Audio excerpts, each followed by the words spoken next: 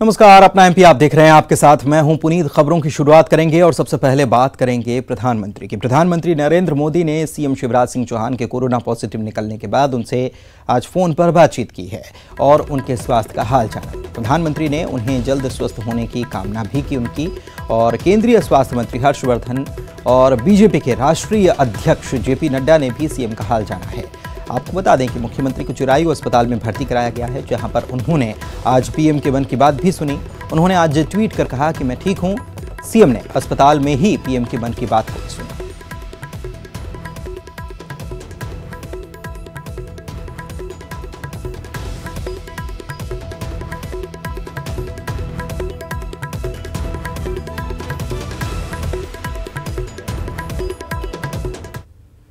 वहीं सीएम ने अपने स्वास्थ्य की जानकारी भी दी है। कोरोना योद्धाओं की उन्होंने तारीफ की है और कोरोना से डरने की जरूरत नहीं है। लक्षण दिखने पर कोरोना का टेस्ट करवाएं, ये लोगों से उन्होंने अपील की है। और बिना छुपाए कोरोना का इलाज कराएं। कोरोना पर जीत निश्चित है, ये मुख्यमंत्री शिवराज सिंह चौहान ने लोगों को संदेश दिया है। कोरोना योद्धाओं की टीम बहुत समर्पित है। मैं प्रदेश के सभी कोरोना योद्धाओं को प्रणाम करता हूं, जो अपनी जान जोखिम में डाल के दूसरों की जिंदगी बचाने के काम में लगे हुए हैं। कोरोना से डरने की जरूरत नहीं है। लक्षण प्रकट होते ही तत्काल हम अपना टेस्ट करवा लें और बिना छुपाए हम तत्काल इलाज शुरू कर दें तो कोरोना पर विजय निश्चित रूप से मिलेगी। इसलिए घबराएं नहीं। अगर लक्षण है तो तुरंत बताएं, लेकिन कोरोना हो ही ना। कोरोना से लड़ने के सबसे प्रमुख अस्त्र है मास्क और 6 फीट की दूरी। हम अपने इन अस्त्रों का जरूर इस्तेमाल करें तो कोरोना हमको होगा ही। और अस्पताल से ही मुख्यमंत्री शिवराज सिंह चौहान काम करने वाले हैं। अस्पताल से कोरोना की समीक्षा बैठक करेंगे वे।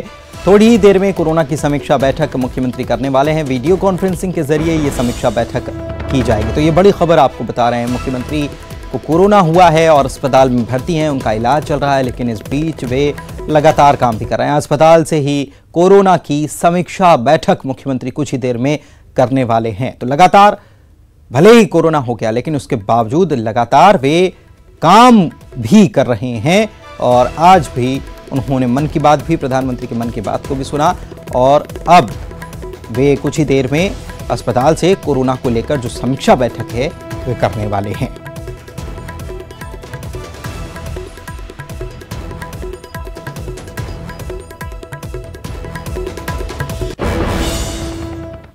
जहां कोरोना पॉजिटिव होने के बाद सीएम शिवराज चिरायू अस्पताल में भर्ती होकर अपना इलाज करा रहे हैं, तो वहीं सीएम के लिए पूजा और हवन का दौर शुरू हो चुका है।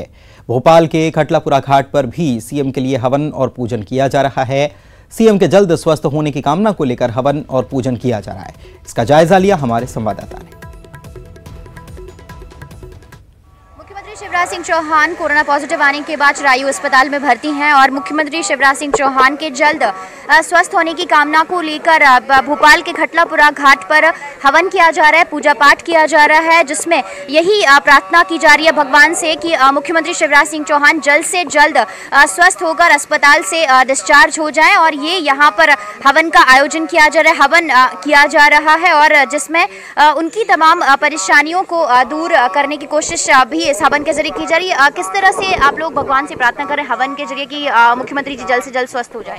देखिए, जिस प्रकार पूरे देश में हमारे प्रधानमंत्री जी काम कर रहे हैं, उसी प्रकार से मुख्यमंत्री जी, यशस्वी मुख्यमंत्री जी कोरोना को लेकर पूरे प्रदेश में चिंतित थे और 24 घंटे जो है यहाँ पर काम कर रहे थे। तो हम यही चाहते हैं कि जल्द से जल्द हमारे मुख्यमंत्री जी सही हों और दोबारा आए हमारे बीच में और जनता की सेवा करें। जी हाँ, इसीलिए ये हवन पूजन किया जा रहा है। आप लोग पूजा पाठ करके मुख्यमंत्री के स्वास्थ्य की कामना कर रहे हैं? जी, हम लोग चाहते हैं कि शिवराज जी जल्दी स्वस्थ हो, अस्पताल से उनकी छुट्टी हो और प्रदेश की 7.5 करोड़ जनता की जो सेवा करते हैं, इसीलिए वो पॉजिटिव हो गए थे और उससे निकल कर वो जल्दी आए और जनता की सेवा करें। तो बिल्कुल मुख्यमंत्री के जल्द से जल्द स्वस्थ होने की कामना को लेकर हवन पूजन यज्ञ किया जा रहा है, क्योंकि मुख्यमंत्री लगातार कोरोना को लेकर समीक्षा कर रहे थे और लगातार लोगों के जो स्वास्थ्य को लेकर भी हर पल अपडेट ले रहे थे। ऐसे में अब जबकि मध्य प्रदेश में लगातार जो कोरोना का कहर बढ़ रहा है, कोरोना महामारी के लगातार जो केसेस बढ़ रहे हैं, मुख्यमंत्री शिवराज सिंह चौहान भी कोरोना पॉजिटिव हुए हैं, लेकिन फिलहाल जो उनकी स्थिति है वो सामान्य है। मेडिकल बुलेटिन भी उनका जारी हुआ था, लेकिन जल्द से जल्द वो स्वस्थ हो जाएं, अस्पताल से डिस्चार्ज हो जाएं और इसी स्वास्थ्य की कामना को लेकर हवन पूजन यज्ञ किया जा रहा है कि वो जल्द से जल्द वापस लौटें और प्रदेश की जनता की सेवा में एक बार फिर से जुट जाएं। कैमरामैन क्लांसी के साथ रंजना दुबे, न्यूज़ 18 भोपाल। और भोपाल सांसद प्रज्ञा सिंह ठाकुर के उस दावे पर अब सियासत होने लगी है जिसमें साध्वी प्रज्ञा ने हनुमान चालीसा से कोरोना से मुक्ति मिलने की बात कही थी और लोगों को लॉकडाउन के दौरान 5 बार हनुमान चालीसा पढ़ने की सलाह दी थी। जहां कांग्रेस इसको लेकर प्रज्ञा ठाकुर पर निशाना साध रही है, बीजेपी ने साध्वी का बचाव किया।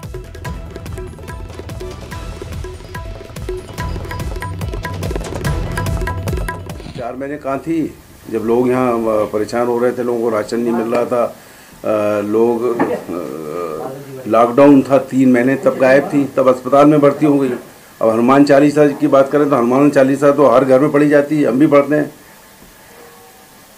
और ये हमारा धार्मिक वो है और निश्चित तौर मानते हैं कि ईश्वर ही इन सब चीज़ों को ठीक करेगा। संकट कटे मिटे सब पीरा, जो सुमरे हनुमत बलबीरा।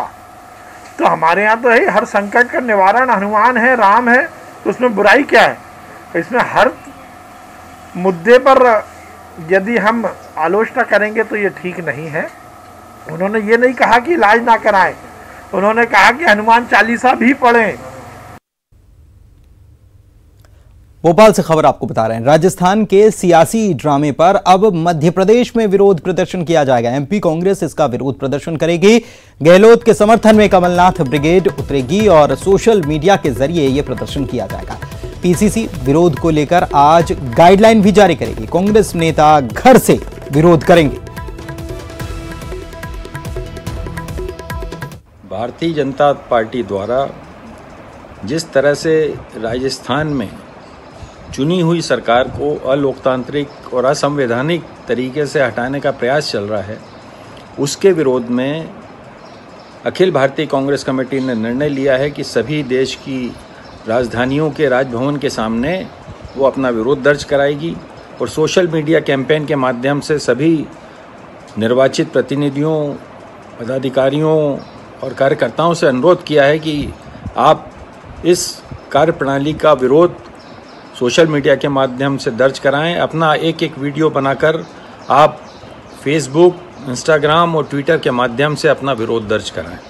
राजस्थान की घटना हो या मध्य प्रदेश की घटना हो, जो कांग्रेस का विद्रोह है, युवा नेतृत्व का अपने आलाकमान के प्रति असंतोष है, नाराजगी है, वो कई बार कई तरह से उजागर हो चुकी है। अच्छा है कांग्रेस स्वयं ये बताए कि किस प्रकार उनके ही नेताओं ने, उनके ही विधायकों ने, युवा नेता सचिन पायलट ने किस प्रकार कांग्रेस नेतृत्व के खिलाफ बगावत छिड़ी है।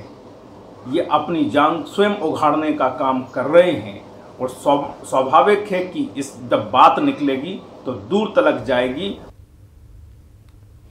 इंदौर नगर निगम की माली हालत को सुधारने का अनोखा तरीका अब सामने आया है। एडवांस टैक्स जमा कराने पर विदेश की सैर कराने का वायदा किया गया। 30 सितंबर तक टैक्स का भुगतान करने पर यह मौका मिलेगा। स्पेन और सिंगापुर घूमने का मौका दिया जाएगा। वाटर टैक्स, प्रॉपर्टी टैक्स और कचरा प्रबंधन शुल्क का भुगतान करने पर यह मौका मिलेगा।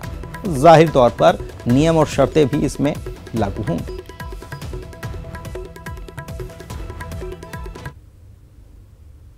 और भोपाल में लॉकडाउन के चलते वार्ड का आरक्षण टल गया है। 28 जुलाई को नगर निगम का वार्ड आरक्षण होना था। लॉकडाउन के बाद की नई तारीख अब तय की जाएगी। निकायों में 30 जुलाई तक आरक्षण की प्रक्रिया को पूरा करना था। अब 3 अगस्त के बाद वार्डों का आरक्षण हो सकेगा। यह बड़ी खबर आपको बता रहे हैं।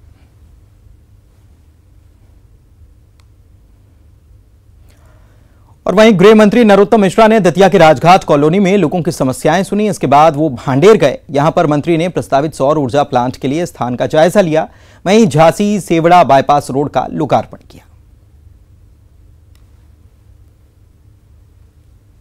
मैनेजर और मालिक को बुला के रखा हुआ था। आप यहाँ आने के पहले मैं भांडेर विधानसभा में गया था। आप सुन रहे होंगे कब से सुन रहे होंगे कि वहां पर विद्युत संयंत्र का वो लगेगा कारखाना, लेकिन आज तक किसी ने सिर्फ सुना ही सुना होगा, लगते नहीं देखा होगा। और मैं आमंत्रित करता हूं कि आओ चलो अगले महीने से वहां पर निर्माण कार्य को देखो और भांडे को विकास के रास्ते पे चलते हुए देखो। ये आप सबको।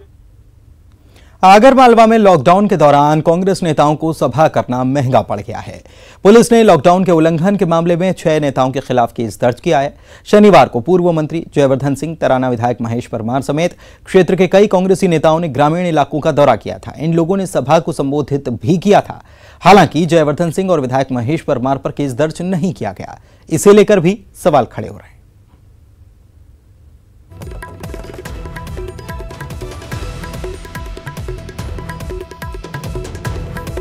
वर्तमान में कलेक्टर महोदय जिला आगरमालवा का आदेश कोरोना संक्रमण महामारी देखते हुए लागू है, जिसका उल्लंघन के द्वारा किया गया है। इसमें 188 IPC के तहत इनके विरुद्ध अपराध कायम करने की योजना किया गया। और वक्त एक ब्रेक का हो चला है, जल्द लौटेंगे। ब्रेक के बाद आपका स्वागत है। भोपाल के मिसरोद इलाके के एक घर से 5 फीट लंबा कोबरा सांप निकला है। इसकी सूचना लोगों ने नगर निगम को दी। मौके पर पहुंची नगर निगम की टीम ने सांप का रेस्क्यू कर उसे जंगल में छोड़ दिया।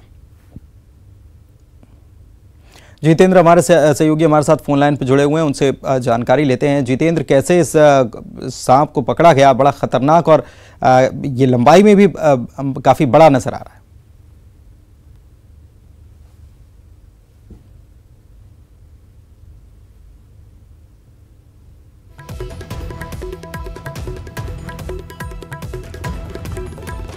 नगर निगम की टीम को खबर की गई थी, उसके बाद नगर निगम की टीम ने इसे रेस्क्यू किया और इसे फिर पकड़ा गया। 5 फीट लंबा कोबरा। बारिश के महीने में वैसे भी सांपों के निकलने की घटनाओं में इजाफा हो ही जाता है और ऐसे में भोपाल में 5 फीट लंबा ये कोबरा प्रजाति का ये सांप पाया गया और इसे फिर पकड़ा गया। जितेंद्र हमारे सहयोगी हमारे साथ जुड़े हुए हैं। जितेंद्र, कैसे इसे पकड़ा गया? काफी ये खतरनाक नजर आ रहा है, काफी बड़ा भी है ये।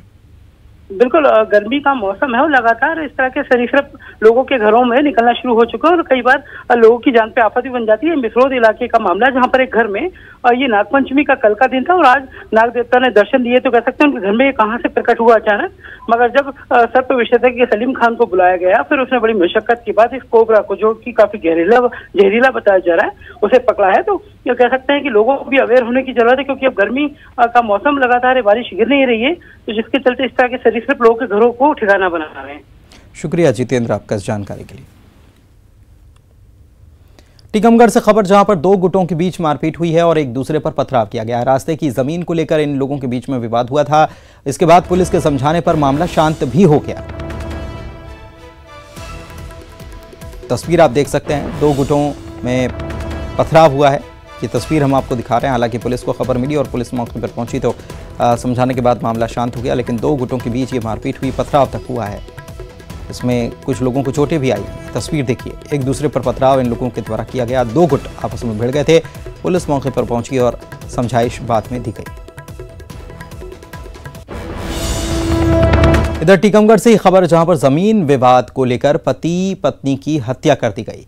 सेपुरा गांव के रहने वाले दिनेश तिवारी और उनकी पत्नी आशा तिवारी का शव खेत के पास मिला है। लाठी और कुल्हाड़ी से पति पत्नी की हत्या करने की बात सामने आई है। हत्या का आरोप सगे चाचा और उनके बेटों पर है। गांव के लोगों ने इसे लेकर पुलिस को खबर की। पुलिस ने हत्या की जांच शुरू कर दी है।